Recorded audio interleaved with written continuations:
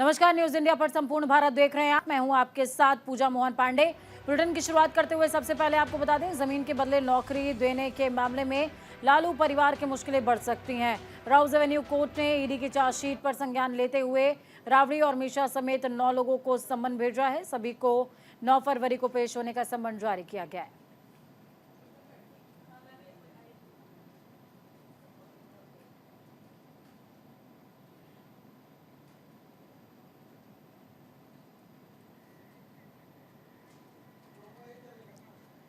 बिहार के सीएम नीतीश कुमार ने राज्यपाल से समय मांगा है। कल जेडीयू विधायक दल की बैठक के बाद राज्यपाल से सीएम नीतीश मिलेंगे और ऐसे कई कयास लगाए जा रहे हैं कि कल नीतीश सरकार बनाने का दावा भी पेश करेंगे।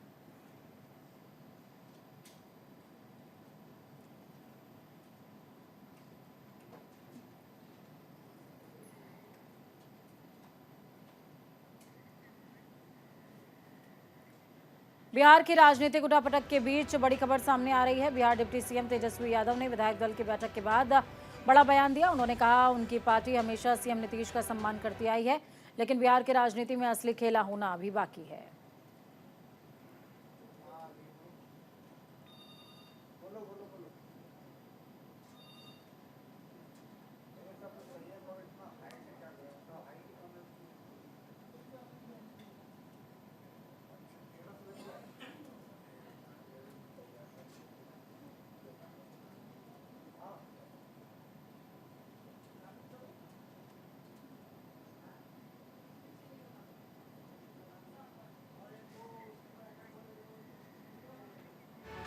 आरजेडी सांसद मनोज झा ने बिहार में चल रहे उठापटक पर अपना बयान दिया। उन्होंने कहा कि बैठक में कई मुद्दों पर चर्चा हुई है। इसके बाद उन्होंने कहा कि पार्टी से संबंधित अंतिम फैसला पार्टी अध्यक्ष लालू यादव ही लेंगे। बहुत सकारात्मक हुई, अलग अलग पहलुओं पे चर्चा हुई। हमारे पूरे विधानमंडल दल की बैठक थी। राष्ट्रीय अध्यक्ष लालू प्रसाद जी भी थे, डिप्टी सीएम साहब थे, प्रदेश अध्यक्ष जी थे, राष्ट्रीय प्रधान महासचिव थे और एक एक विधायक और विधान पार्षद।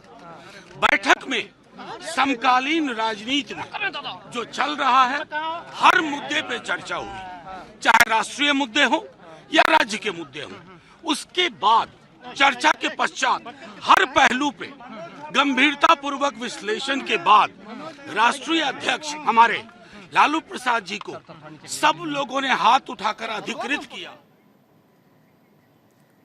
जेडीयू प्रवक्ता नीरज कुमार ने बड़ा बयान दिया है। नीरज कुमार ने कहा कि आरजेडी नेताओं में इतना बेचैन वो क्यों हैं।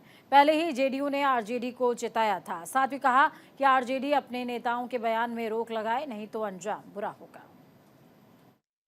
राज्य के निर्वाचित मुख्यमंत्री हैं, किसी पद के आकांक्षी नहीं हैं। इसलिए ये साफ तौर पर जिनके मन के अंदर कंफ्यूजन है वो जाने, हमारे मन के अंदर कोई कंफ्यूजन नहीं है। और कंफ्यूजन जिनको है उनकी सोच, उनको मुबारकबाद। अरे कौन निशाने पर हमको लेगा, तीर हमारे हाथ में है।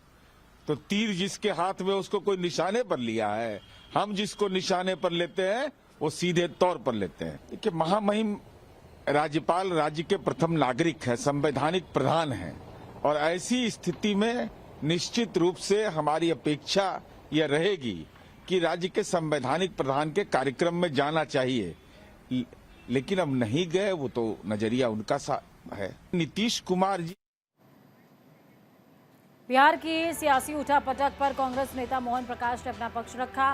मोहन प्रकाश ने कहा कि विपक्षी पार्टियां कोशिश कर रही हैं कि कांग्रेस में फूट हो, लेकिन कांग्रेस में फूट की सारी खबर गलत है। उन्होंने कहा कि हमारे सारे विधायक एक साथ हैं। देखिए, राजनीति में कभी भी शून्यता नहीं रहती, यानी वैक्यूम नहीं रहता। और बिहार की जनता पूरे देश के किसी प्रदेश से ज्यादा राजनीतिक रूप से जागरूक है और आगे आने वाला चुनाव इस बात की, हमारी बात की पुष्टि करेगा। हमारा एक तिनका भी, कांग्रेस पार्टी का एक तिनका भी कोई तोड़ के नहीं ले जा सकता, बल्कि वो अपना घर बचाएं तो बेहतर होगा। तो मेरा सिर्फ इतना कहना है कि लालू जी इस देश के वरिष्ठ नेता हैं और बिहार के जन जन के नेता हैं, ठीक है। जब वो वहां मौजूद हैं तो आप आश्वस्त रहिए कि जो मैंने पहला सेंटेंस किया है कि वैक्यूम नहीं रहता, शून्यता नहीं रहती, वही आप आगे आने वाले दिनों में देखेंगे। देखिए, राजनीति में कभी तो ग्राफिक्स के जरिए आपको बताते हैं किस तरीके से बिहार में तेजी से सियासी घटनाक्रम बदल रहा है और दिल्ली से लेकर पटना तक क्या क्या हुआ है ये आपको बता रहे हैं। देखिए, नीरज कुमार ने बक्सर से पटना वापस लौटे नीतीश कुमार, सियासी सरगर्मी तेज हो गई है। नीरज कुमार ने आरजेडी को चेतावनी दी, बोले अंजाम बुरा होगा।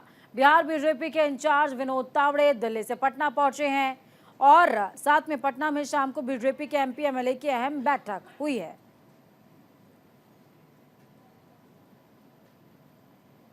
मनोज झा दूसरी तरफ कहते नजर आए कि हम लगातार कोशिशें कर रहे हैं लेकिन अंतिम फैसला लालू ही लेंगे। सम्राट चौधरी मांझी से मिले हैं। दिल्ली में अमित शाह और चिराग पासवान की भी मीटिंग हुई है। राहुल की भारत जोड़ो यात्रा INDIA ब्लॉक का तोड़ो यात्रा है, ये वो कहते नजर आए। बिहार बीजेपी प्रभारी विनोद तावड़े का राहुल पर तंज सामने आया। आज ही नीतीश कुमार को समर्थन पत्र देगी बीजेपी। बिहार में सियासी उठापटक के बीच 5 फरवरी को बजट सत्र भी होना है। विकास के लिए जरूरी है नीतीश मोदी की जोड़ी, ये बोले हैं JDU के MP सुनील कुमार।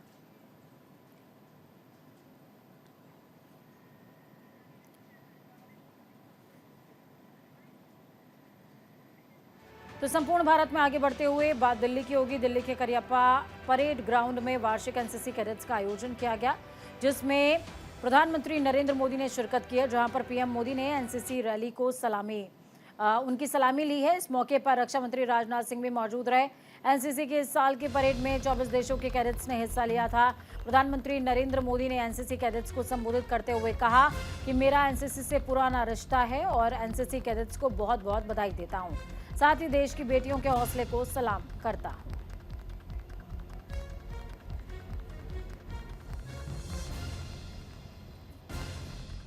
संविधान लागू आप सभी को all India presiding officers conference के लिए बहुत बहुत शुभकामनाएं। इस बार ये कॉन्फ्रेंस और भी विशेष है।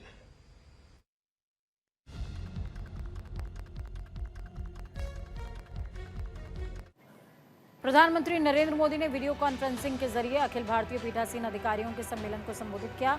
इस दौरान PM मोदी ने कहा कि इस बार ये कॉन्फ्रेंस बहुत खास है क्योंकि ये 75वें गणतंत्र दिवस के तुरंत बाद हो रही है। आज से 75 साल पहले 26 जनवरी को हमारा संविधान लागू हुआ था।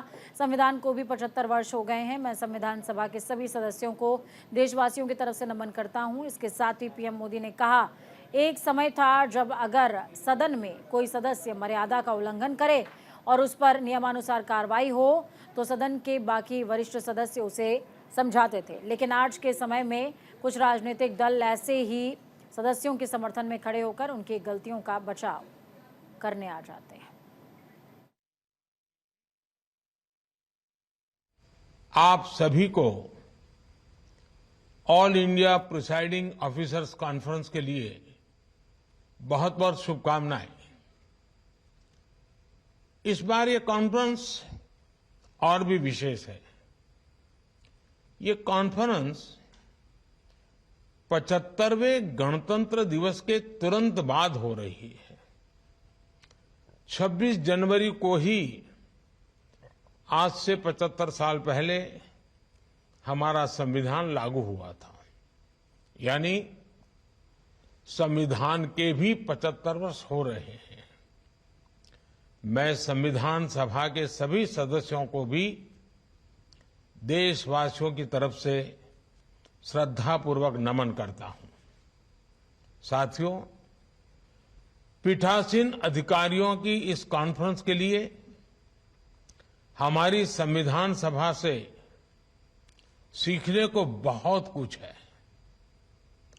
संविधान सभा के सदस्यों के सामने इतने सारे विचारों, विषयों और मतों के बीच एक राय बनाने की जिम्मेदारी थी और वो उस पर खरे भी उतरे।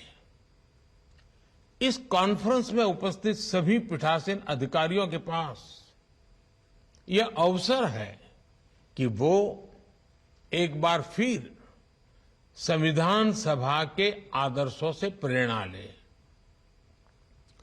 आप सभी अपने कार्यकाल में भी कुछ ऐसा प्रयास करें जो पीढ़ियों के लिए एक धरोहर बन सके। आप सीएम पुष्कर सिंह धामी देहरादून के पैसिफिक होटल पहुंचे, जहां पर वो उत्तराखंड प्रांतीय सिविल सेवा संघ के वार्षिक अधिवेशन में शामिल हुए।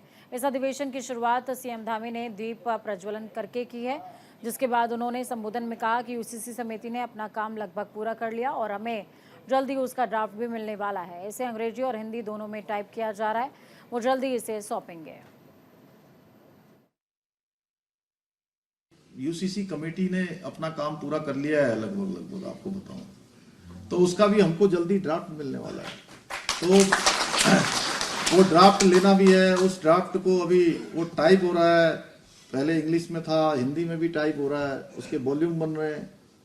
किस तारीख को वो लोग आएंगे, देंगे, फिर उसके बाद विधानसभा का सत्र भी होना है। मातृशक्ति के सम्मेलन हो रहे हैं पूरे प्रदेश में, आपके यहाँ भी 12 तारीख को होने वाला है, तो कल रुद्रप्रयाग में है।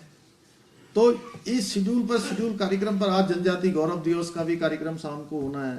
एक सरस मेला लगा हुआ है जिसमें हमारी मातृशक्ति को, हम लोग जो स्वयं सहायता समूह है घर की, हमारी माताओं बहनों को आगे बढ़ाने के लिए, उनके उत्पादों को विपणन के लिए लगातार हम काम कर रहे हैं। उत्तराखंड के मुख्यमंत्री पुष्कर सिंह धामी ने देहरादून के गांधी पार्क में भारत विकास परिषद की ओर से आयोजित सामूहिक वंदे मातरम गायन कार्यक्रम में हिस्सा लिया।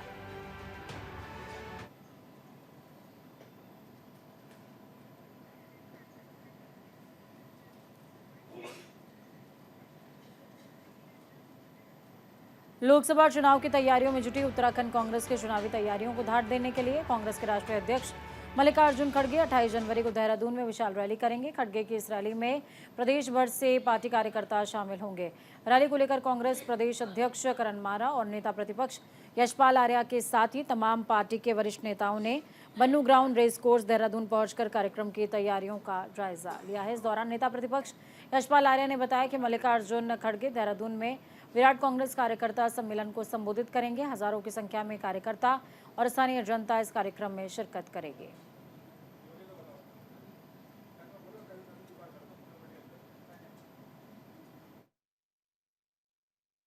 अब भीड़ नहीं जुटा रहे हैं, ये भीड़ नहीं है, ये लाइव ही भीड़ नहीं होगी। ये भीड़ का नाम देना ही मैं समझता हूँ कि उचित नहीं होगा।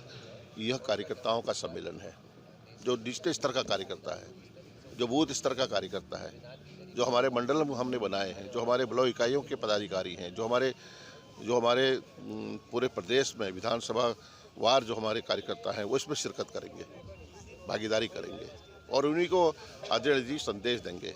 उन्हीं का मार्गदर्शन हमें मिलेगा आदरणीय जी का, और वो उससे निश्चित रूप से, जैसा मैंने कहा कि बहुत उत्साह देखने को मिल रहा है। एक नई ऊर्जा का, एक नई जोश का कार्यकर्ताओं में संचार होगा। और मेरा मानना है कि और इन्हीं मुद्दों को लेकर जो आदरणीय अध्यक्ष जी का संबोधन होगा, हम लोग उसको आत्मसात भी करेंगे और जनता के बीच में भी जाएंगे।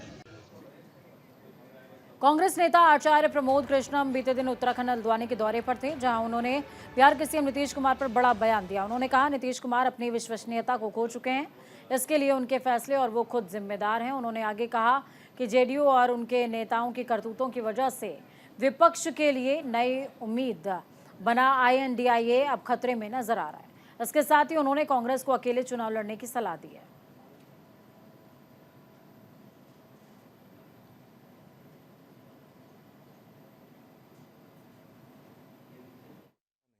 लेकिन नीतीश कुमार जी की जो क्रेडिबिलिटी है वो अब देश में बची नहीं है, और उसके लिए वो खुद जिम्मेदार है, उनके फैसले जिम्मेदार हैं। उनके फैसले से और उनकी हरकतों से जेडीयू की जो हरकतें हैं, जेडीयू के नेताओं की जो बातें हैं, उनसे ऐसा लगता है कि जो इंडिया गठबंधन नाम की एक नई उम्मीद विपक्ष को मिल रही थी, उस पर बहुत बड़े संकट के बादल मंडरा रहे हैं।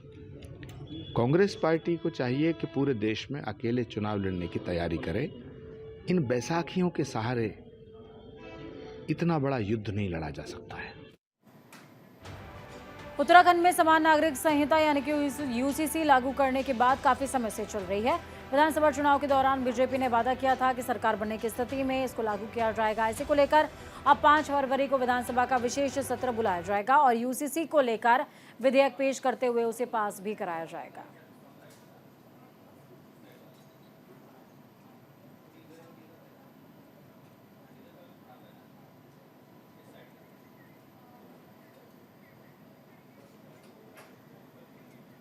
इस बुलेटिन में खबरों का सफर यहीं तक। बुलेटिन के उस पार ताजा अपडेट्स के लिए देखते रहिए न्यूज़ इंडिया, क्योंकि हम हैं राष्ट्र की आवाज। नमस्कार।